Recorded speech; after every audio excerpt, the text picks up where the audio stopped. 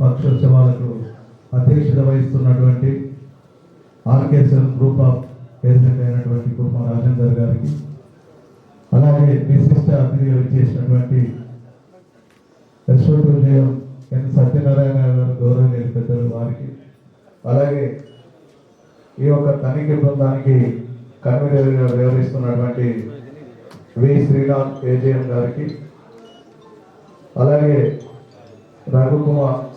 లక్ష్మణ్ గారు డీసీఎం వారికి, అలాగే వారి యొక్క కమిటీ బృందానికి అందరికీ, అలాగే గుర్తింపు సంఘం ఫిట్ కార్యదర్శి ఆకుల లక్ష్మణ్ గారు, అలాగే area safety officer Vijay Kumar గారు సార్, అలాగే మన వైద్యాధికారి అయినటువంటి హుసేన్ గారు, నా ముందున్నటువంటి యొక్క సేఫ్టీ కమిటీ సభ్యులు, మైన్ కమిటీ సభ్యులు, మరి ఇతర యూనియన్ ప్రతినిధులు అందరూ కూడా ఏఐటీసీ తరఫున ప్రత్యేకమైనటువంటి యొక్క అభినందనలు.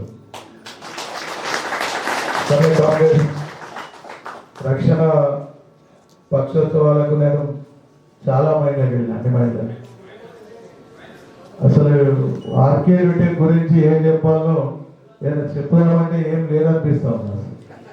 బుక్ మొత్తం సింగరేణిలో best of the mind under one మైండ్లలో ఉన్నదంటే ఆర్కే రిటైల్. ఇక్కడ మనం చూసినట్లయితే అంటే ఇది మన మైండ్, నేను ఏదో ఒక మైండ్కి సంబంధించిన వ్యక్తిని కాదు. నేను ఈ గనిలో మొదటిసారిగా ఉద్యోగానికి వచ్చినప్పుడు ఇదే గనిలో ట్రైనింగ్ 1999లో ఇదే గనిలో ట్రైనింగ్ చేశాను. ఆర్కే రిటైల్ గనిలోనే ట్రైనింగ్ చేశాను. ఇక్కడ నుంచి వెళ్ళినటువంటి ఉద్యోగి నేను కూడా, అంటే దీనికి సంబంధించినటువంటి అసలు ఏడు చూసినా సింగరేణిలో వచ్చే ప్రైజ్లన్నీ మీరే తీసుకున్నట్టున్నారు, ఇంకా ఎవరికి ఏం పోలేదు. ఏదో చూసినా కూడా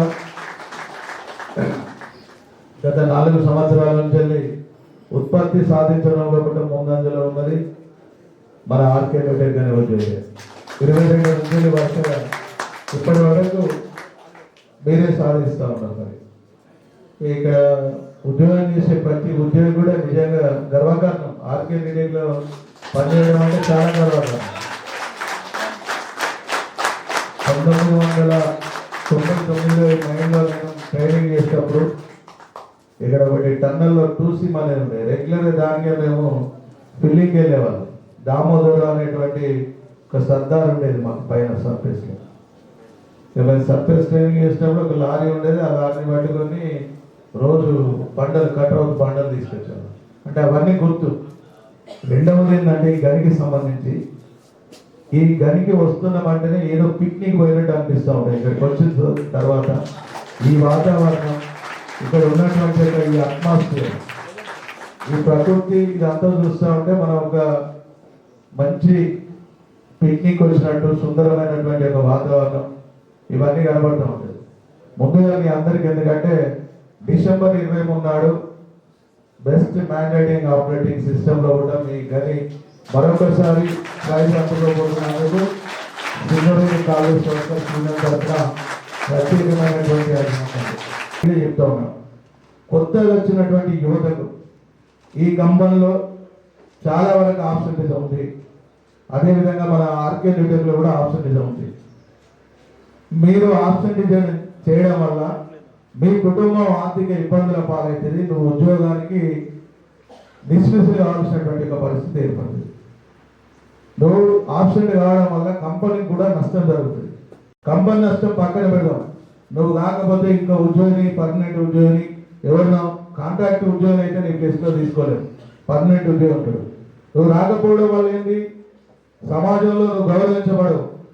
పక్క వాటితో పోలిస్తే వాళ్ళ పిల్లలు ఇవాళ రేపు హైయర్ ఎడ్యుకేషన్, MBBS, ఇంజనీరింగ్, సాఫ్ట్వేర్లో వాళ్ళంతా చదువుతూ ఉన్నారు. కానీ మన పిల్లలు గదే గవర్నమెంట్ స్కూళ్ళకు అక్కడిక్కడికి పోవాల్సి వస్తుంది. ఎందుకు? డబ్బులు కావు, ఆర్థికంగా మనం ఎదగలేము. ఇవాళ సింగరేణి కార్మికుల పిల్లలు చాలామంది డాక్టర్లుగా, ఇంజనీర్లుగా విదేశాల్లో స్థిరపడ్డారంటే ఇది మన సింగరేణి తల్లి. ఈ సింగరేణి తల్లి మన కాపాడడం వల్ల, మనం ఇక్కడ ఉద్యోగం చేయడం వల్ల మన పిల్లలు, మన కుటుంబాలు ఆర్థికంగా అది ఉంది. ఒకప్పుడు సింగరేణి కార్మికుడు బైక్ కొనుక్కుంటే చాలా మంది వాడి కేంద్ర మస్తు సంపాదించింది అనేది. ఇవాళ మరి సింగరేణిలో మనకు జీతభత్యాలు పెరిగినాయి, అన్ని సౌకర్యాలు ఉన్నాయి. ఇవాళ మనం 2 వీలర్ నుంచి వెళ్ళి 4 వీలర్కి వచ్చినాం. మనం అంటే కారణం ఏంటి? ఈ సంస్థలో ఉద్యోగం చేసి మనం ఒక మంచి ఆర్థికంగా ఈ కంపెనీ మనలో రాస్తా ఉన్నది. మనం ఆర్థికంగా ఎదగాలంటే కంపెనీ కూడా ఆర్థికంగా బాగుపడాలి. ఇవి రెండు ఉన్నప్పుడే బాగుంటాయి. దయచేసి గతంలో తట్టా చెమ్మ మోసేటువంటి కార్మికుడు ఉన్నప్పుడు నెలవారీ లెక్కలు ఖర్చులు ఎంత అనేది లెక్కలు రాసుకునేది. అతను రాసుకునే పిల్లల బడి ఫీజు ఎంత, కుటుంబ అవసరాల ఫీజు ఎంత, ఈ రకమైనటువంటి అన్ని లెక్కించుకొని తన డ్యూటీలు విధులు నిర్వర్తించేది. ఇలా పాత వాళ్ళు ఉంటారు చాలామంది. వాళ్ళు చూడండి, మీకు ఉద్యోగాన్ని మీ నాన్న ఇచ్చిండు అంటే వాస్తవంగా మీరు ఆలోచన చేయండి. ఇవాళ బయట ఒక ఎగ్జామ్, కాంపిటేటివ్ ఎగ్జామ్ రాయాలంటే ఒక పోస్టుకు దాదాపుగా 200 మంది 170 మంది పోటీ పడుతూ ఉన్నారు.